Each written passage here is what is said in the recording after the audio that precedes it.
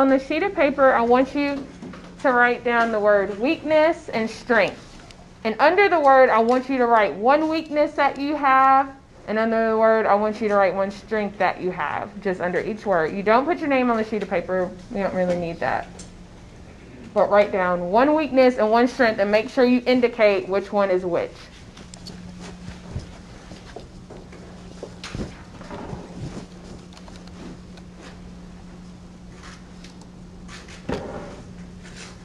And when you're done in that, just bring it up here and stack it on the table.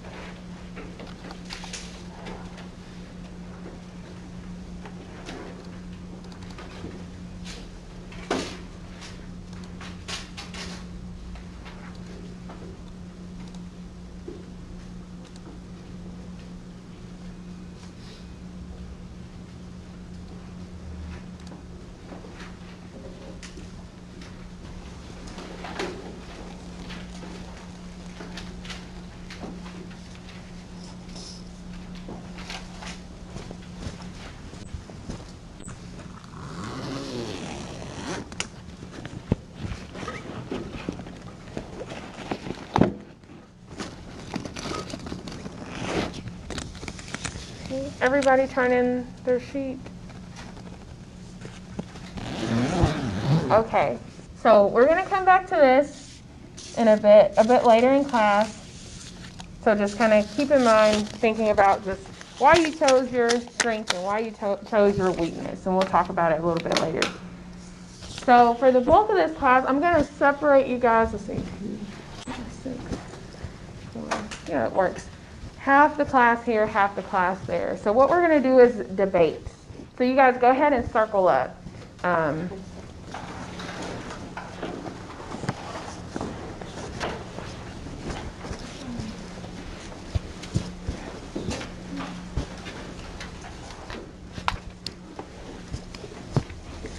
many of you guys have been in a debate before? Not just personally, but like an actual debate. Okay, so what I'm going to do is give you guys, let's look at topic 1.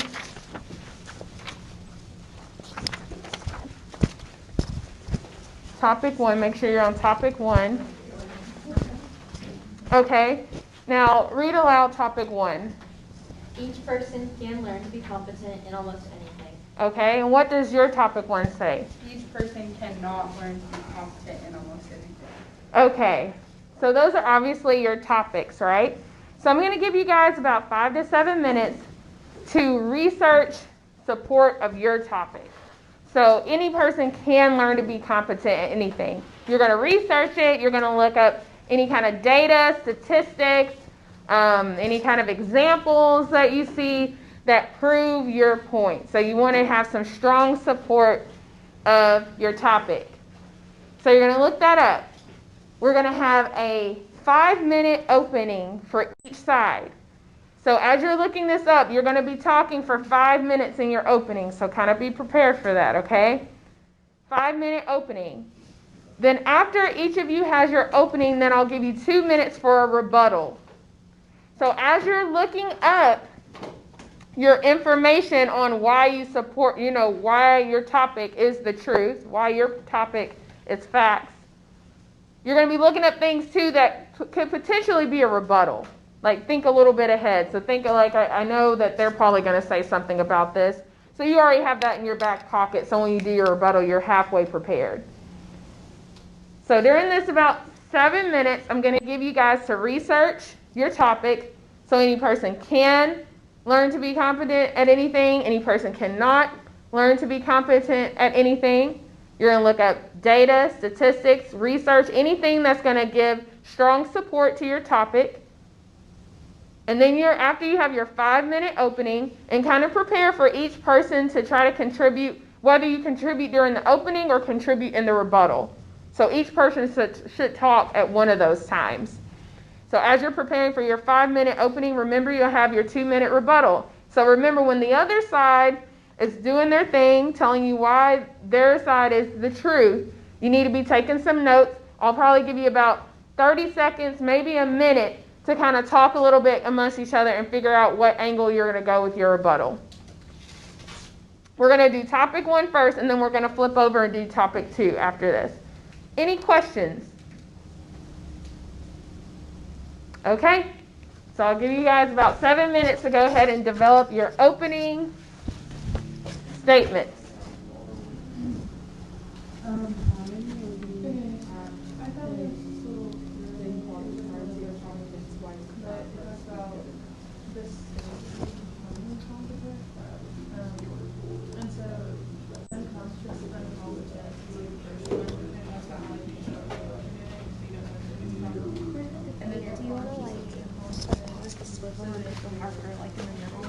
Oh, sure, yeah. I was just thinking like That would work perfect, yeah. here we can, yeah. I'm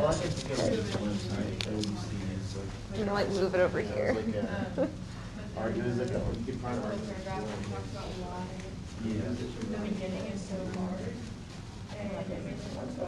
I'll just like pause it or something for now. And then maybe we can like move it closer to whoever is. That works perfect. That works perfect. So I wrote down, I think we should Yeah, start. I think we can start, I have the definition, so definition of competence is having the necessary ability, knowledge, or skill to do something successfully. And the definition of success is the accomplishment of an aim or a purpose. So as long as someone knows what they're doing, they have the ability to have the basic knowledge of something like playing tennis. That doesn't, being competent doesn't necessarily mean you're a pro. I think we need to like, get that out of the way. Yeah, this one is kind of main point is doing, do not Just means you learn. know what we're doing in some basic way. And so then the definition of a competent person is a competent person is designated by a company to ensure that the company's health and safety and responsibilities are taken care of. That's kind of bullshit. It's not like that definition. That we're done. I don't think we use it. And we can if we need to. But to talk about I think to piggyback off of what you're saying is that, like, to be confident, you don't have to be a genius. Like, it's just to get it average, like, just to get it done. So I think as long as you like, try, you can get it done. Sorry. Yeah, well, in your first definition too, it mentioned like skills. That's something that you have to develop, and that's not something that you just like wake up with anyway. You know, all kinds of know exactly what to do. This definition of competency says, well, it's like an article, so it's I, the practice clause, the ability to get under the task. It's like, how do you confident? Yeah, it's like, no. It was like you mentioned too, like everybody's competent at some step in their tasks. Like it says here, so if you're able to help you build a limited level of competence. And then it says, steps. Do more than you talk, build your best team. Read it once, use it many times, learn along the way, ask the right questions, be decisive. And good one. So that's like, I think that can be our opening. All right.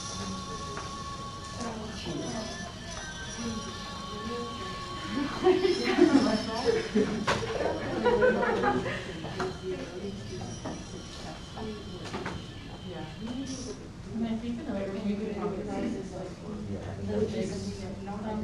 the two different mindsets, fixed or growth.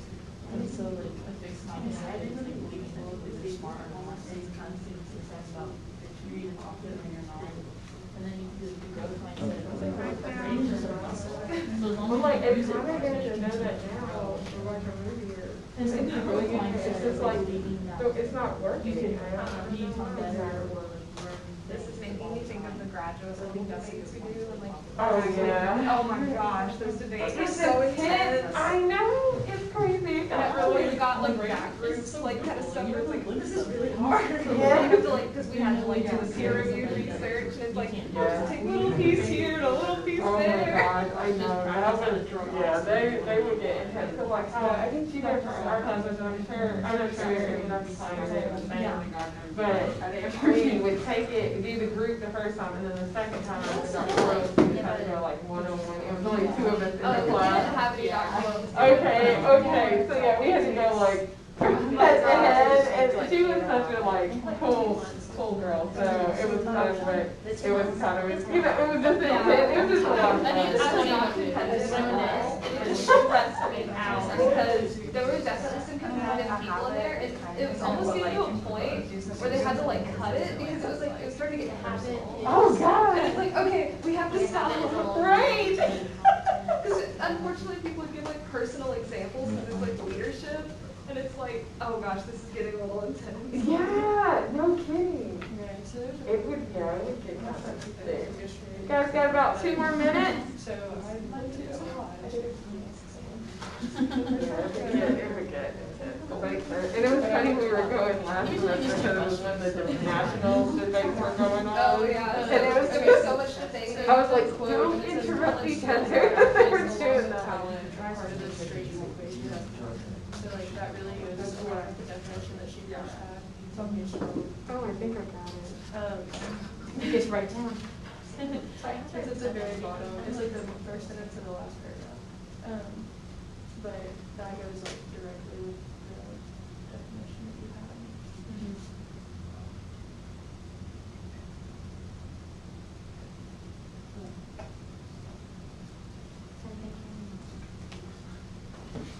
Well, y'all have a lot to say.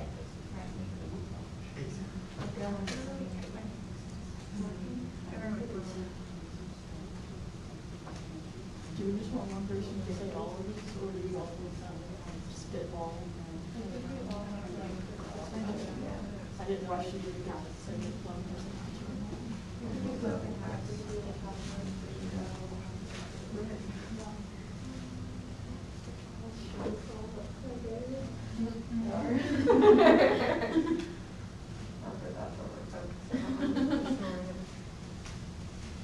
Okay, guys, go ahead and wrap it up. Got about 30 more seconds.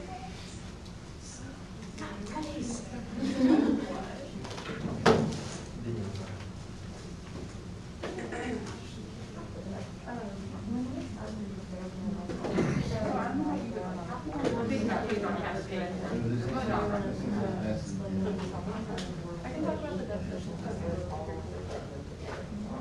And I can talk about the 8 steps to being a competent person, and then if I know you want to know, it's on top of page 3. Building your talents and strengths with learning, practice, and Oh, well, maybe start much like building new. Oh, okay. I think that would be good time. Okay, y'all ready? With like the mindset and stuff.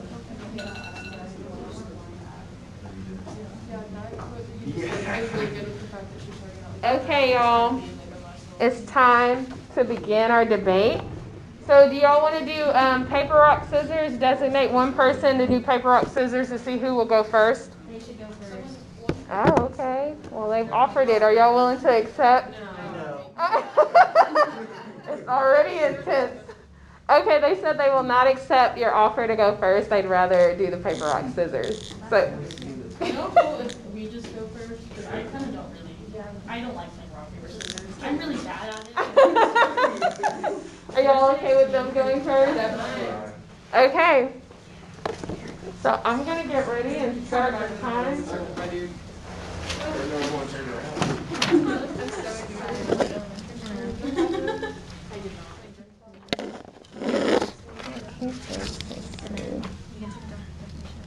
What I'll do is I'll just sit this here if you're okay with that. I guess. Oh, God.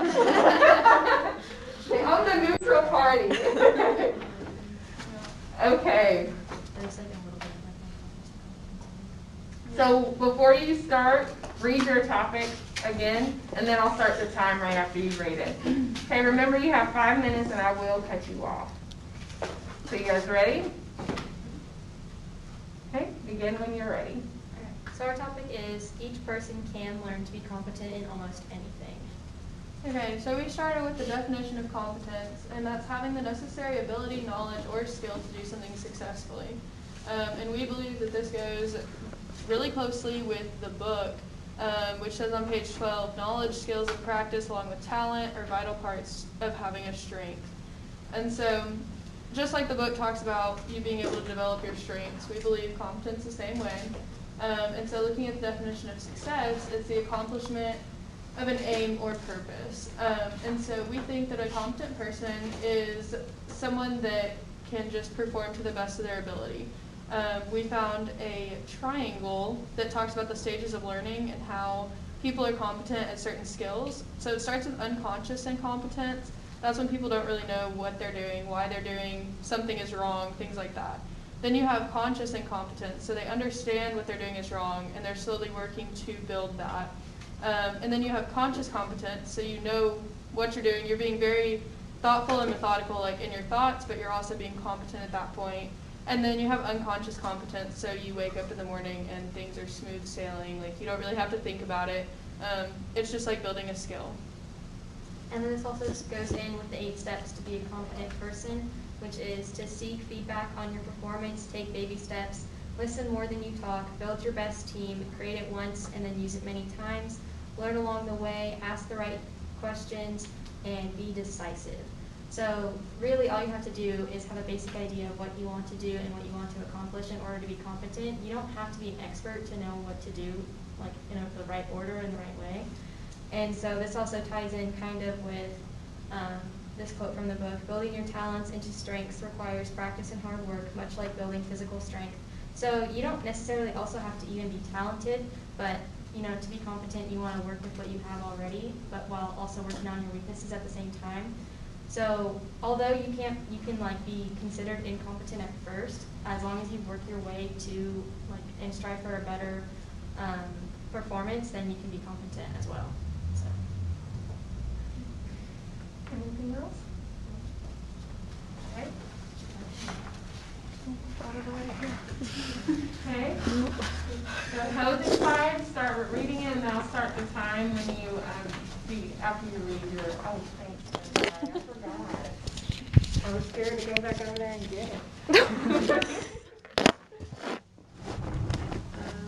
Okay. Topic 1. Oh, I'm going to get that. Each person cannot learn to be competent in almost anything.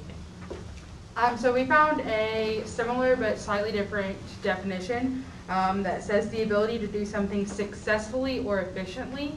I think the issue with that is a lot of people are going to face time constraints in whatever they're wanting to do and aren't going to have the opportunity to do it successfully or efficiently enough to be able to be considered competent in that situation.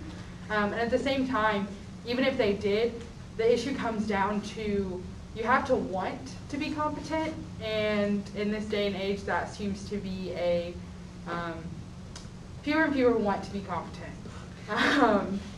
So that's kind of the big thing with it is, yes, maybe it's possible, but at the same time, if somebody isn't putting the effort out to get to that point, then really they're kind of proving themselves wrong and everybody else right.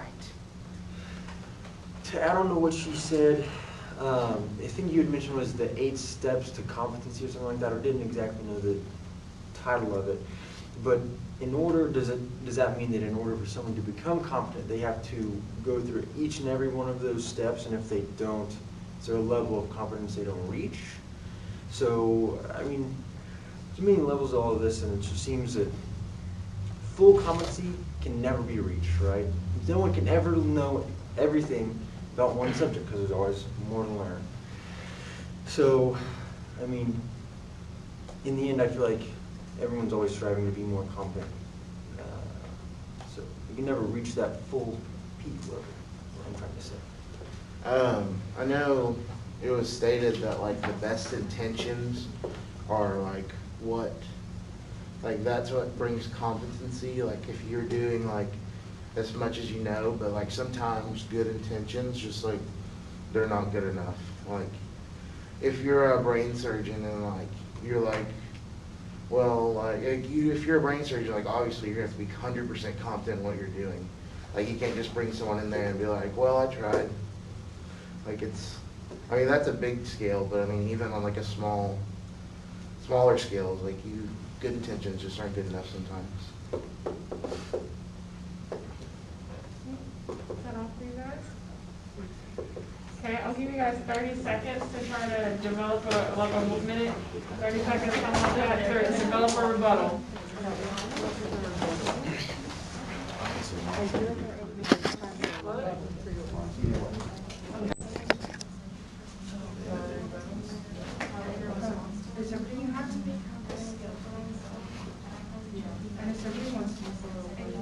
Just gonna like sit over here. So I can move the swivel around. I completely forgot after a first one. It's so hard to not interject, like, and help people. I know. But it's the challenge. Again, unfortunately, in Dr. Klein's class, I always got like the hard topics, so I'm like really good at thinking of these really weird things to talk about. About 10 more seconds. I got the Leaders Are Born one first, and that one is so hard to sell. We tried really hard. Yeah, and it's just crazy because people, well, not like crazy that they think that, but there are so many people who do believe that. But it's like when she started into the literature, it's like, but is that really the case? It's hard though because there is a genetic component to it, but then it's like, that's hard to argue with, but at the same time you're like, but, you know. So true is like, but that, I guess that's the value of like that activity that you have to see both sides, because that's how you have your best defense. Yeah. We also had to look at it culturally, because just because we as Americans think, oh, everyone can be a leader, that doesn't mean everywhere in the world thinks that. So that was our big thing. Absolutely. Oh, it plays so much into leadership. I'm really interested in like an international leadership perspective, because like everything, like a lot of our theories are through such like a Western lens. So I'm like, I'm kind of curious, like how would this actually work? Okay, guys, let's get ready to go. I can't remember what it was. If I think about it, I'll have to send it to you. Yeah. And it was focused on that. I'm just gonna like use these to try to capture everyone. There we go. Okay. I'll get the you can be competent side to go first on the rebuttal. You'll have 2 minutes for your rebuttal, and then we'll switch it over and conclude this topic of debate. I'll start whenever you start talking. So I'm going to start by saying success and efficiency are both very subjective. So going off of, talking about brain surgery, even though it's not exactly what we want to hear, somebody's success rate may be 50% and that may be successful to them, whereas somebody else maybe have 100% success rate and that's successful to them and whoever they're working for and whatnot. Yeah, and to kind of like go off what y'all said, I really liked what y'all said about the desire and want is not there anymore.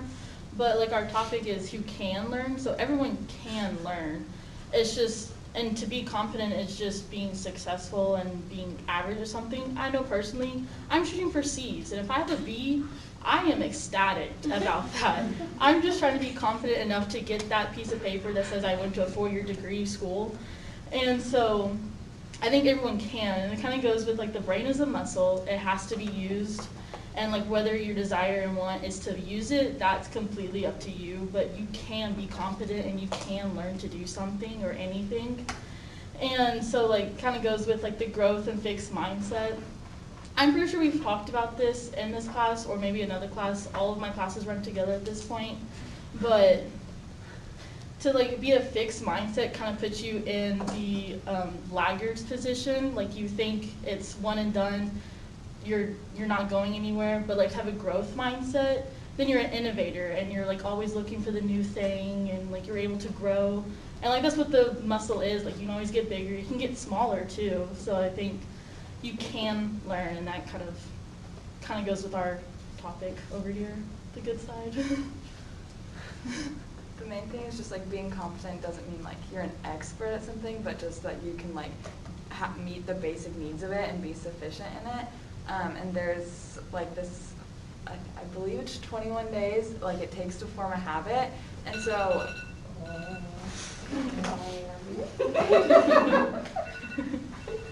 Okay. We're gonna switch sides. Okay, I will start whenever you start the time. Okay. So I wanted to start off with like a little quote. Humans do not learn and work in ways that can be captured in the, hold that thought, in the concept of competence.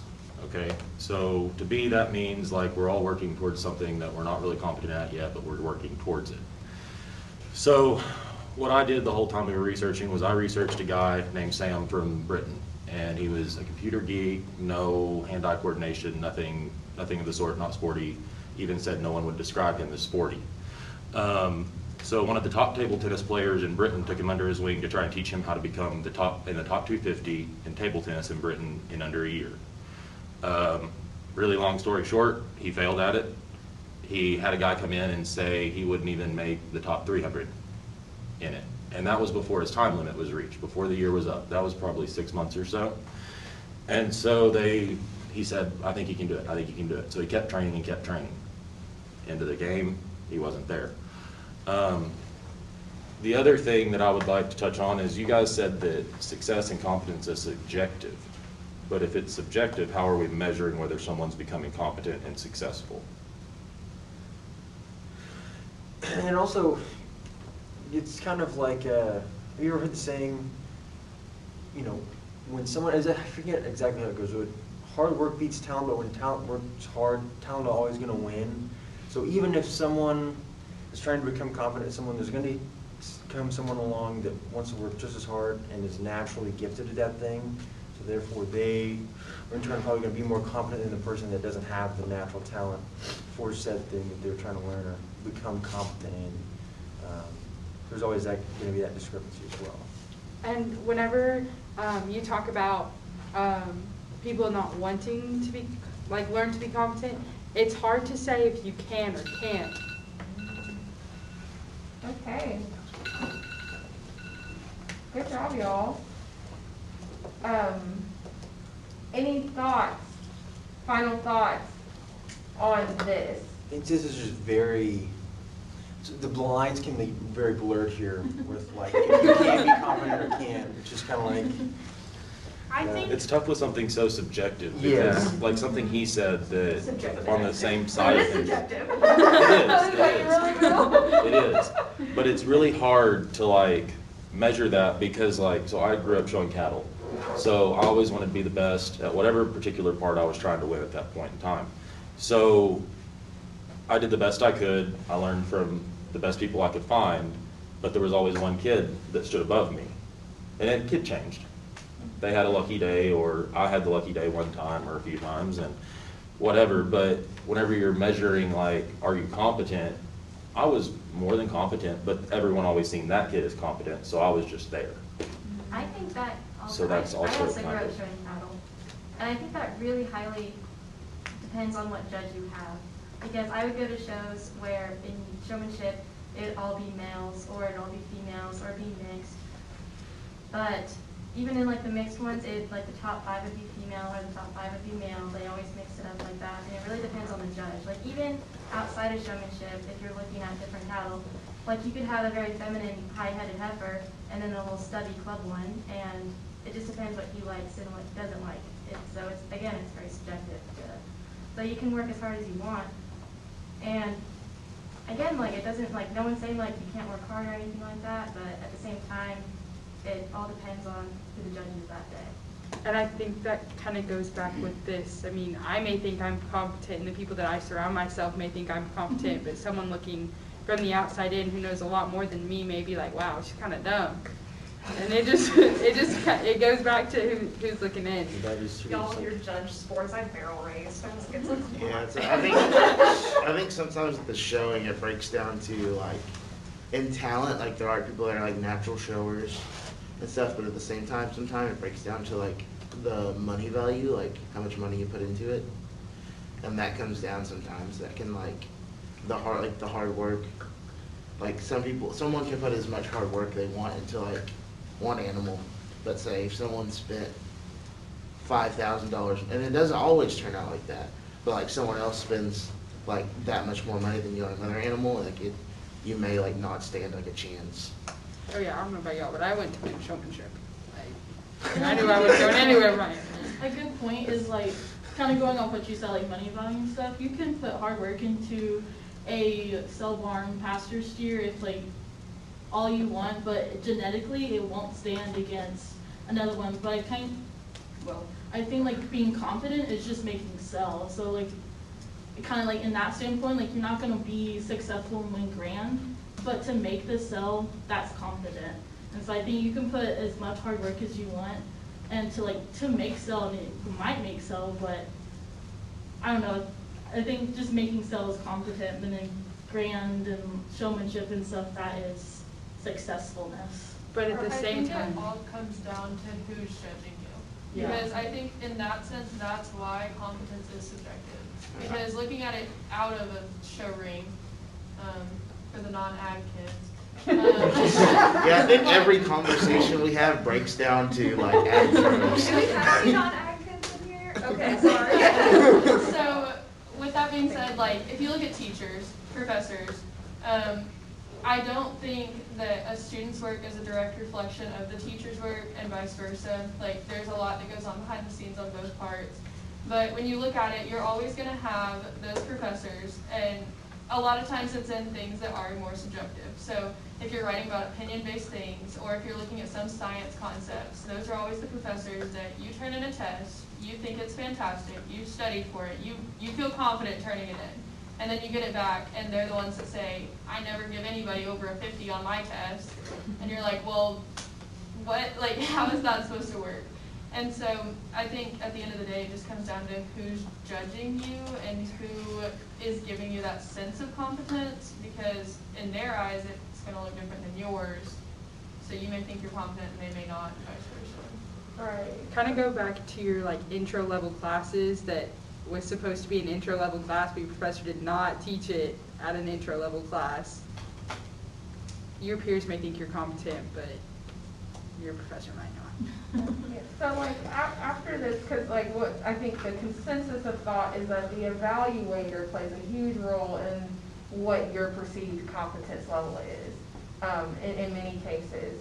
So keep this in mind as you guys go back through the part one. Now that we've kind of talked through this first topic on competence, we're going to talk a little bit more about it on Thursday's lecture.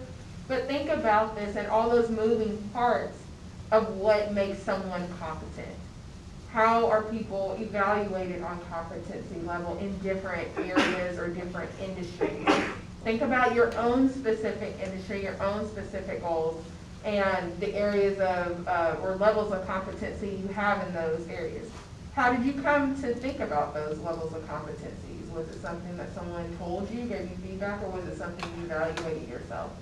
So definitely keep this in mind as we kind of move into lecture on Thursday of competency, as well as when you go through part one again.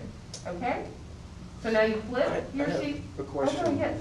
So the examples we were given to like judge competency or whatever were all with someone being evaluated, but I was just trying to think about how this could be applied to like sports, or like in basketball. It's not like there's someone evaluating the way these people play. I mean, we all have opinions about how people play, right? But it's like professionals are professionals. I mean, they're always going to be competent, but it's like one team beats the other. Does that make the team that beat them more competent than the team that lost? Well, Or I know this is like pretty gray. I was just like I trying to wrap my think, head around no, I that. think it's a good point, and I think when we're because that's probably more of where I'm thinking of competency. You guys are thinking show ring, I'm thinking athletics, because that was kind of what I did Likewise. growing up. So when it comes to that, I think there still is that level of standard there for certain competency levels. So if we're talking about basketball, I mean, who is the best basketball player who's ever played? MJ. Okay, Michael Jordan. I can go with Michael Jordan. Or LeBron. What was your Oh, answer? and not LeBron. I wouldn't. You wouldn't say LeBron? Oh. I know nothing about that. That's blasphemy. I don't know. I think he has the athletic. I love Larry Bird. Okay, Larry Larry Bird, Bird's a man. absolutely. I mean, yeah, we want to take it back. We could definitely. Yeah, we could go back. Like, Chamberlain dropping 100 so, points on people. needless to say, we have all these, whether we're looking at LeBron, Michael, Larry, Magic, Kobe, Shaq, First name basis all, friends. Michael, Larry, you know, we definitely are. Quick side note, my main name was Jordan, and I went to this basketball camp, and I told all these people he was my uncle. I told them other things too that I won't talk about in class, and I wasn't that kid, but I was like, you know, I didn't think they would believe me. None of my friends back home did. They knew I was kidding, but anyways, these players, they have all these different levels of skill sets, right? So whatever skill set we're evaluating, competency, kind of like you said, Julie, you know, C's get degrees, okay? So like, what is that level of competency, like, what is the standard? Is competency mean just passing? Or does competency mean that you're, you know, I think it does boil down to an evaluation of some sort. Yeah. Whether it's one single person you're going in for evaluation and given to you, or if it's a industry standard. So not everybody in the NBA, I would say, is competent to be there. I mean, if they were letting me evaluate, there'd be some people who shouldn't be there. Some people at the gym, I think, should go try out. So I think that level, though, of greatness, when we're looking at statistics or stats and saying who's, you know, been the highest scorer or who has won the most championships, seems to be some level of success that you can get a general consensus on, that people can, maybe in those big realms of professional athletics, can agree on. And kind of like what Aaron and I were talking about, you know, there's that cultural aspect of competency. So, you know, in some households, the C may not be okay. And it's like, that's not it, competent. Yeah. You know, that's not the level of success we're talking about. In some households, it's like, good job, you passed. Yeah. Even if it was a D, you passed. Yeah. You know what I'm saying? Okay, so, but with that, like, C's get degrees, but at the same time you look at it, college isn't for everybody. Absolutely. And some people genuinely can't learn to be competent in this setting. Yes, yes, and some people, like, trade school is a better route. Exactly. There's people, friends of mine that didn't go to college that are entrepreneurs and make some really good money. You know what I'm saying? So it is that kind of personal evaluation. So that kind of brings us back to the goal of this course. This is a personal leadership course, personal development course. So everything that you take as far as this content, you apply it to yourself. This is a very personal experience, I'm hoping, for you guys to know that whatever someone else's standard may not be the same for you. What you need to do, though, is understand the language that we talk about and then be able to apply it to yourself in your own situations, especially when you're moving forward in careers. So you can have that question. So if you're going in an interview and you're saying, you know, on here it's saying competency and, Microsoft Excel. So when you're going in that interview, maybe that's a question, you know, how do you evaluate competency in certain areas of expectations within this job? You know what I'm saying? So I would hope that all these things that we've learned, you guys can take it out and apply it to when you go and interview or you're looking at jobs to know, is this the right fit? Because if they're looking at test scores, I know for me, if that was a level of competency, like evaluation, that's not for me. I'm more like, let's look somewhere else. Let's look at what I'm doing, not necessarily my test scores. Yeah. Make sense? Yeah. Okay, good discussion. I think like the whole like discussion of like competency can be used with probably when you break it down like on just like cold hard like facts. I think like probably hundreds, maybe even thousands of topics can be broken down on like the evaluation of like competency. Like I was thinking of like different things, like whenever he brought up, he was talking about like sports. It made me think of like, the first thing I thought of when we were talking about like standards was like standardized tests. Like that, I mean, then I was thinking of like, I don't know if y'all have ever seen the movie like Moneyball. Like you're talking about like who's like scores the most. Like that movie was all based on a guy taking data, putting in a computer, and figuring out which baseball players get on base the most. And like, it wasn't even, like, some of these players were, they were retired, some of them, one of them, the dude playing like first base or whatever, he had his elbow didn't even like work properly. Like, or like the pitcher, like, nobody would pick him because he pitched like so weird, but like that's what they wanted. Or like the Bad News Bears, like they were so bad, and then they became like champions of everything. Right. There are those different experiences that can demonstrate kind of both perspectives, certainly. And like I said, we'll talk a little bit more about competency on Thursday when we come back. So I'm glad competency seemed to spark some interest. That's unexpected. So let's move to the second debate topic, because we have another one that I think hopefully gets you guys thinking. So each side, read out loud. Just have the one You don't want this back. read your topic. You guys can go first. Each person's greatest room for growth is in his/her area of greatest weakness. Okay. Okay. Each person's greatest room for growth is in his/hers area of greatest strength. Okay. So you guys, same deal. You guys have about 5 minutes to kind of work on a opening and rebuttal, and we'll do the same thing again. I think it's kind of like awkward to that, because I think there's Yeah, wait for us to start talking about sports. I know something about. Yeah, but basketball. So you're like, I don't know anything about basketball. I don't know much about show cattle. I rode horses and I know about like racing. That's how I felt last. It was the last night or night for last night. person who couldn't catch. And I was like, Yeah, I was like, Tom Brady, I respect his work ethic. And there was this other guy, Lewis, Sherman, I think. I thought he was smart. Like, he seemed to have good perspective on life. And I was like, I don't want to know football to really know who all the players are, besides those who are like popular enough to know who they are. Well, it's like I grew up on college football, and even if you don't care about the players until they like, I guess you care about your team. Yeah. So it's like, yes, I keep up with the balls, but like I don't know who any of them are. You know, I had all the teammates, but his mom was on basketball. I was like, I went to another high school. And the kid asked me a question, I'm like, I can't answer. He just was really good at basketball. But I remember he played football and he was not. I was like, that's so cool. And he was like a really big deal. And I think he was like really good. Yeah, I just stuff like that. But yeah, I never.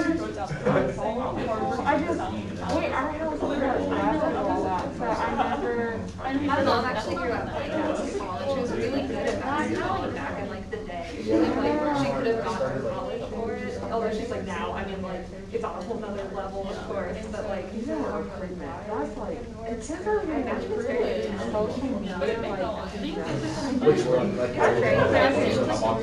don't think I would have gotten her. Well, I think I'm gonna say that because I'm like, I'm not as engaged on social media as like I was. Yeah, but also too, like if I was.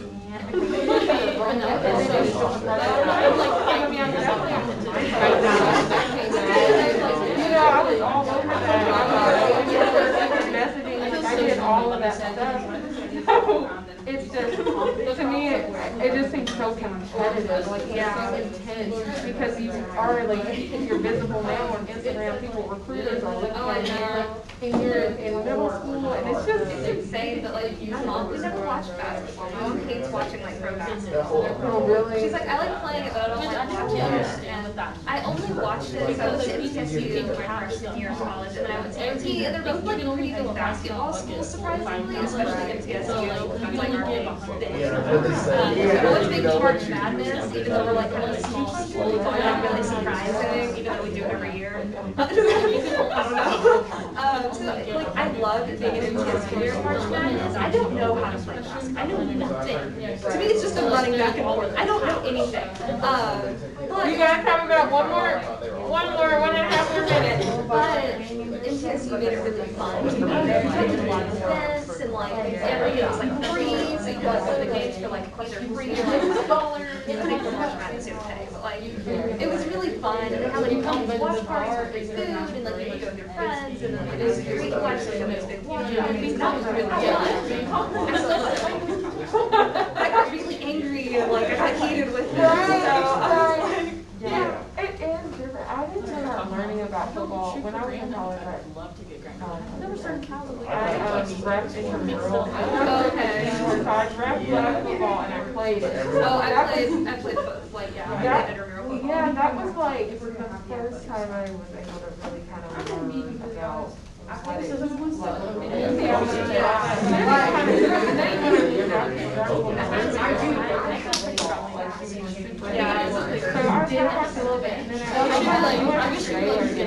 You're right. Back home, it was on. I like it. I like it. This is cool. And then I just, when I got back to school this time around, because you know, I don't know what's going on at any time. It's just hard to keep up with anything. Yeah, I grew up watching a lot of football. I played college. My friends never watched the NFL. So I my mom was I really appreciate for me like to see one thing as a baby. Like this is like Oh my gosh, that was like. and I will say, like, I've never been to a football game or anything. I just don't really care that much. I know it's something like Saturdays and not your goal is so fun. And I don't know if it's just like, I don't know, going to Milan or anything is exhausting, but it's fun. And work on it. I didn't really, 10 more seconds, y'all. Go ahead and wrap up. About 10 more seconds. Go ahead and wrap up. I didn't go a whole lot, especially like in the last 2 years of college, but it was fun. Like you could be the best at anything when you win, like yeah, it's like when you win, like intermediate championship, the first time you do that, because it's just, I think that's where you're all the well, plus it's like Tennessee is my home.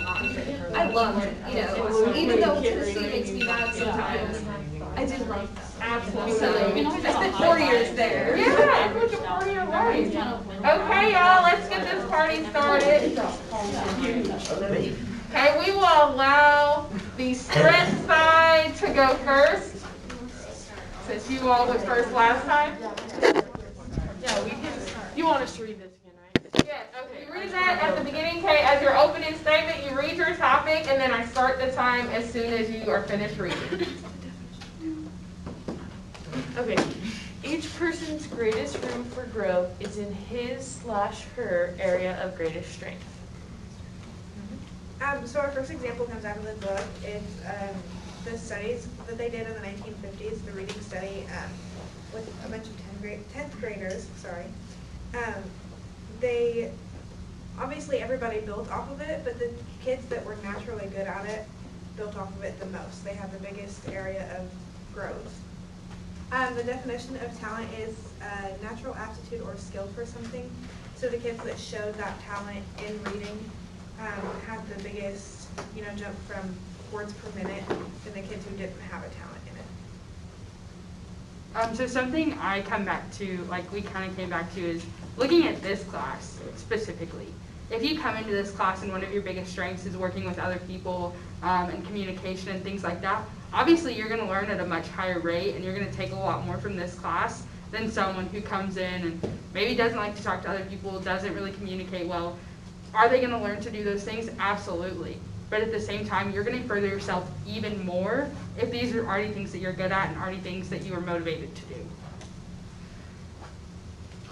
So, like, when I was a kid, I didn't really throw this out there in our deal, but as a kid, I was probably in 4th grade, and I took the STAR reading test, which if you're from Oklahoma, I don't know about other states, but we had to do that. And I came back with a 12th grade reading level, which only let me read like Harry Potter. And I was not a big fan of reading, I just understood it. And so I was like, no, we're gonna retake this. So I took it again, came back with a 3rd grade reading level, and that was that. But like the growth that I showed before I like faked the test the second time, like I never had that kind of growth in math or anything. Like I made a B in my math class, took the standardized test, and got put in remedial math as like a freshman in high school. Like, and I still I chose a degree that only takes 1 math class. so that I don't have to deal with that, because that ain't happening. Like, there is no room for improvement there, honestly. That's just not something I'm wired for. So, When we had mentioned as well, like, if you're starting with growing your strengths, you're already gonna be at 75, 85%, and you don't have to build that base of, the base knowledge or competency, so to speak. You're already there, and you can just, you're gonna be higher than anybody that, is trying to build a base that you've already know or worked on before, so. So something I kind of brought up, so I like to say I practiced softball for like 12 years. I didn't play, but I practiced softball for 12 years.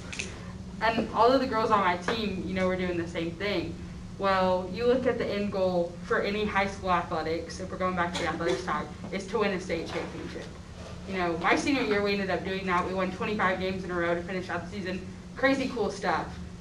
But when you look at my skill level and my strengths on that team versus my all-state pitcher and catcher, like, obviously one of those girls is in college playing softball right now. Like, starting at a base level where that is your strength and you're in something that's putting your best out there, you're going to learn and you're going to achieve a lot more. Like, say, athleticism low, enthusiasm high. Yeah, definitely getting from 100 to 150% is a lot easier than getting from 25% to 75%. Is that all for you guys? Okay.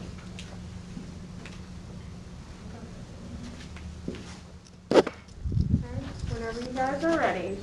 For the closing side. Okay, I'm gonna start by. We'll read her topic first. Okay. I'm ready. Okay, so our topic is each person's greatest room for growth is in his/her area of greatest weakness. Okay, so I know math is hard, but something that we really talked about, and I'll let Julie, take it home, but if you can only fill a 5-gallon bucket to 5 gallons. And so when you're looking at the numbers and you're looking at the math side of things, first of all, think about it like if anybody works out, once you hit your target goal, if you're like 1 pound away from your target weight, it's going to be so much harder to get that one goal. Rather than if you start at the very beginning, you're going to see a lot greater change over time if you're starting at your weakness. And so I'll let Julie take it from here. She's got that part. But. So I really like this topic because it was drilled into me to give 150%. Like going off, you can only fill a 5-gallon bucket full of 5 gallons. I think if your cap is 100%, you can only give 100%. So if your weakness or like your skill or whatever is from 1 to 10 and you're really good at your strength, so you're at a 7 to 9, maybe even a 10, like maybe you're really good at it. Like going off like your softball, like your girls were at a 9 and 10, but if you're like really bad at it or like it's not your thing, and you're at a 2, but then you like got up to that 8 or 9, then your area of growth would have been 4 to 5, whereas their area of growth would have been 1 to 2. So I think like for this specific topic, the area of growth is like greatest when the area of growth is greater when it's your weakness, because then you're starting from the bottom. And like I completely agree with what y'all said, like the strength thing, like you're gonna learn like a lot, like if it's already your strength. But I think like going off like this topic, if it's your weakness, then you have more area of growth, because like everything's capped off. Like you can only give 100%, or if it's 200%, then you can give 150%. There is a cap for everything.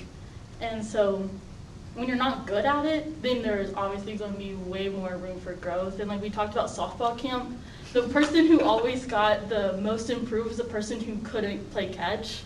And then at the end of the day, they were able to field ground balls and like get it to first base and stuff. So I think like you obviously like get to, sorry, my hands are shaking. I hate talking in public. The greatest room for growth is like when you're really bad at something. So it's your weakness. And like we talked about like the averaging. If you're really good at 5 things, but you're really bad at 2 things, then your average kind of goes to here. But if you're really good at like a lot of things, then your average goes up. And so there's always more room for growth when you're bad at something to get your average up. I think it's important to remember too, the goal is not to make all of your weaknesses your strength, but your goal here would just be to improve. And so you may be a 9 or a 10 in some categories, and so the goal is not to bring your weaknesses to a 9 and 10 as well, it's just bringing them up. And so if you're increasing your strengths, you're going from a 9 to a 10, that's 1 point. If you're increasing your weakness to at least an average, and it's already at a 1, you're moving 4 points ahead to get to a 5. So. You have time? Yeah. Okay, and then just to kind of like bring it all together, just some quotes from the book. Knowledge and practice will help you move from good to great in your areas of talent. But remember, there's a limit to how much you can do. And then while talents push you to achieve amazing things, being oblivious to your blind spots can being aware of your blind spots can sometimes narrow your perspective. So although you can be really great at one thing and that's your one strength, if you're not aware of your weaknesses and you don't work on those, you're not seeing the whole picture and you're not seeing your own personal reality, because everyone has weaknesses and that's where your growth comes from. Although you can be better at your strengths, you can always, because there's always room for improvement, but your weaknesses is what you really want to focus on in the long run, because that's what makes you stronger individually, is being well-rounded. Okay, I'll give you guys about 30 seconds to prepare your rebuttal. That's 5 minutes. That's a long 5 minutes. I can agree with you, though. All of this stuff. I think yeah, that's not success. Yeah, that's very true. Say that. Yeah, I think that's what we need. Is I think here they're really just focusing on your strength. Just Give you guys about 10 more seconds.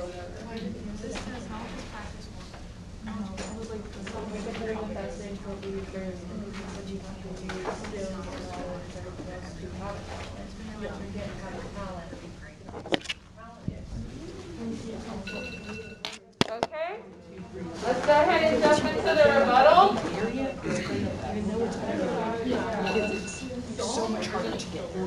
Okay, we're going to go ahead and let this side.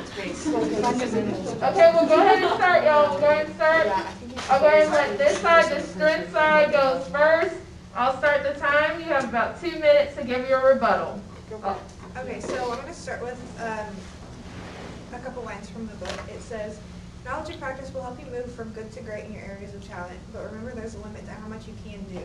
Everyone is talented, but no one is talented at everything. If you spend your life trying to be good at everything, you will never be great at anything. And I think that just kind of goes on the point of, if you focus on the things you're not good at, then you're not going to have the time to focus on the things that you are good at, and when you could become amazing at something, better at something that somebody else maybe could, because they don't have the talent in that specific area to get as good as you possibly could. Absolutely. Oh, sorry. No, you're okay. Absolutely. So when you look at going from a 1 to a 4 rather than a 9 to a 10, 1 to 4, that's your fundamentals. That is, those spaces are little because everybody has to do that. But getting from a 9 to a 10, those are bigger, stretched out spaces, because once you get to that point, you're right, it's a lot harder to move up because not a lot of people can do it. So that area for growth is ultimately bigger because it takes more work and more dedication to get there. And you mentioned in there, if you don't see your weaknesses, you'll fail, or you won't be, it's a detriment to yourself if you don't know what they are. But if you understand your weaknesses, you could plan around them, or you know what that is, so you don't avoid it, but you know how to deal with it, right? So it doesn't mean you have to grow that thing, but if you know how to work through that, you shouldn't be worried about a weakness. And there's a Bruce Lee quote here. It says, "I fear not the man who has practiced 10,000 kicks once, but I fear the man who has practiced one kick 10,000 times." It's like, this guy is an expert at that one thing. 99.99% of the time it's going to work, And he's got weaknesses, but he knows how to work around them and things like that. So That's kind of my deal, is like, I would almost rather practice that one area that I have a talent, have a skill at, and be so good that I'm almost irreplaceable to that team, than being a well-rounded individual who can be replaced. Okay. Great job.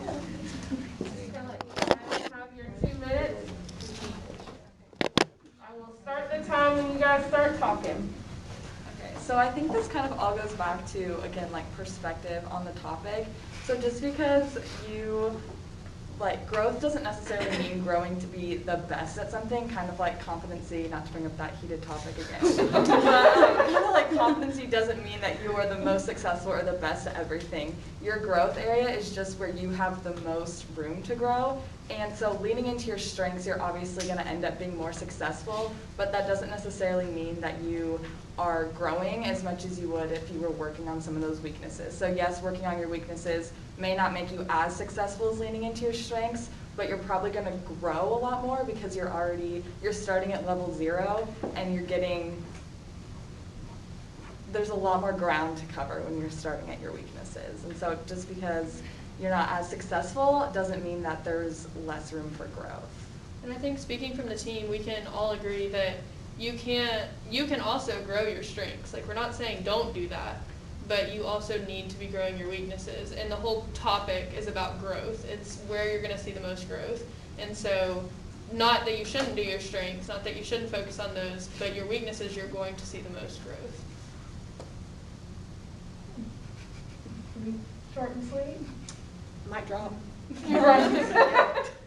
Okay, great job on both sides. So let's do some wrapping up topics. This has been really good. We're going to get back to the strengths and weaknesses you all turned in earlier Thursday, because we've had some good discussions. So tell me what you kind of think. This whole idea of like the strengths and weaknesses, like I kind of like experienced that.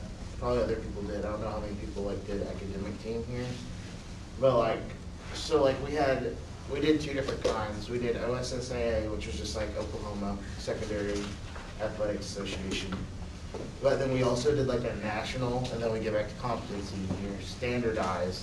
It was like national, it was NAQT, so it was on a national level. So there was a lot of things where when he was talking about being either well-rounded or being good at like one specific, being an expert.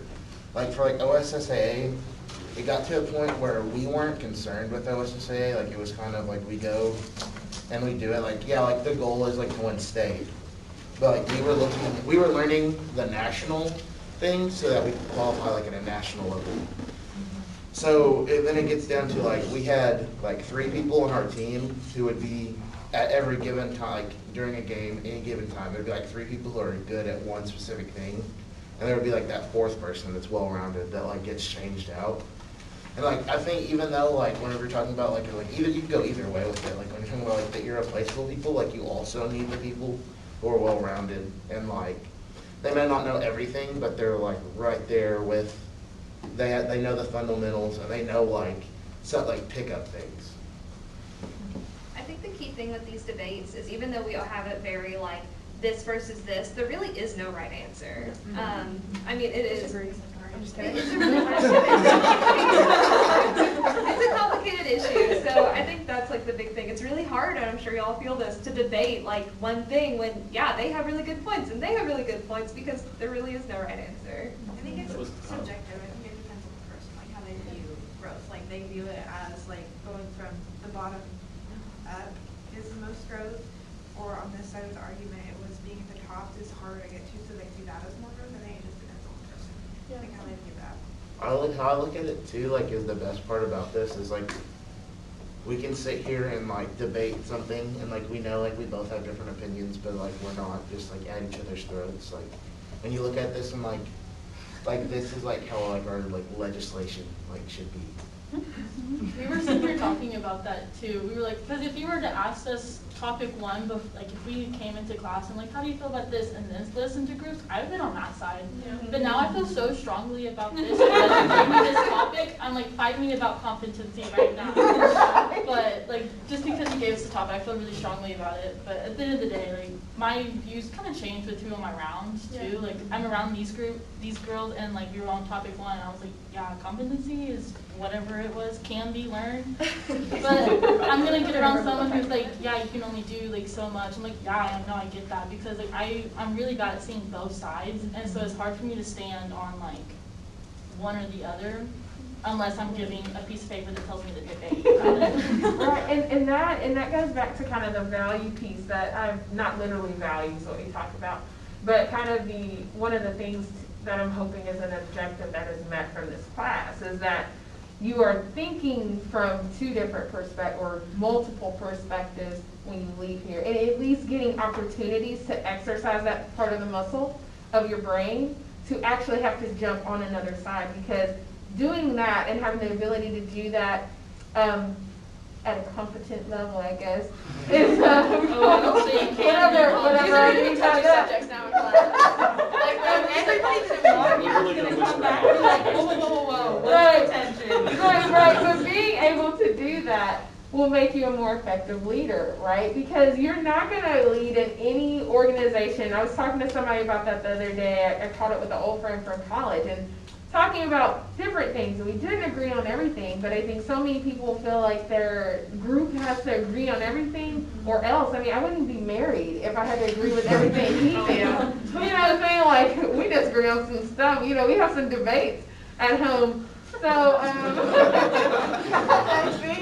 I think it is a valuable skill to be able to step outside of yourself, hear another perspective openly, to be like, you know what, that is a good point. You know, that makes sense. It doesn't sound completely crazy.